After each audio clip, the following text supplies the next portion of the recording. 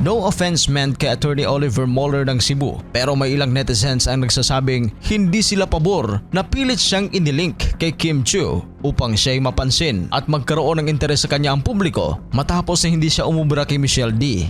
Sa katunayan, pagkatapos sa kanilang first date ay binura na ni Michelle sa kanyang Instagram account ang mga pictures nila ni Oliver. Balitang nagkikipag-usap si Attorney Oliver sa Star Magic People at balak siyang ikontrata. Kung tutuusin, gwapo naman talaga at malakas ang appeal ni Attorney Oliver at artistahin ang forma.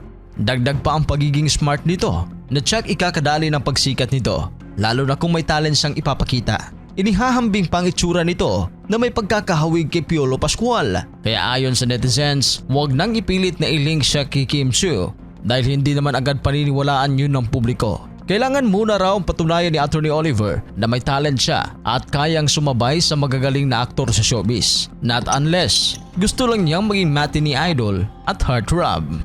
Sinabi na rin niya sa isang interview na maliban sa pagiging abogado ay kinukonsidera niya ang sarili sa pagpasok sa showbiz, kaya ginawa niya ang lahat ng ito. Are you planning to enter show business? I'm actually considering it. That's part of the reason why. Sa tingin niyo ba, ginagamit lang ni Attorney Oliver si Kim? Clout chaser nga ba siya? Sige, i-comment nga inyong reaksyon. Kung matatandaan, nag-viral si Oliver sa social media nang siya ang mapili ni Michelle D nang makadate sa episode ng Especially For You sa unang araw ng pag-ere ng Kapamilya Noontime Show sa GMA7 last April 6. Nauna lang sinabi ni Kim Chiu na magkaibigan lang sila ni Oliver. Ito ay matapos na maitanong rin ni Dr. Vicky Bello kay Kim kung ano nga ba ang kanilang real score ni Oliver Moller. May nagsasabi bagay na bagay raw kayo ni Oliver. Okay lang. Okay naman ni Migo. Friend. Nabigla nga ang mga Showtime host na matapos ang ilang araw sa kanilang date ni Michelle D ay biglang bumisita si Oliver sa Showtime studio.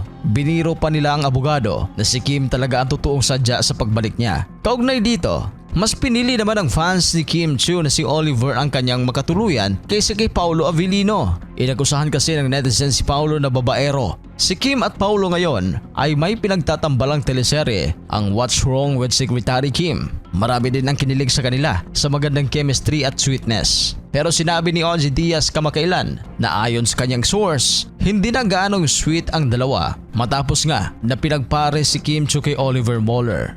Para sa inyong reaksyon, please comment down below sa mga hindi pa nakapag-subscribe. Huwag kalimutan mag-subscribe sa Showbiz Caster. Maraming salamat po.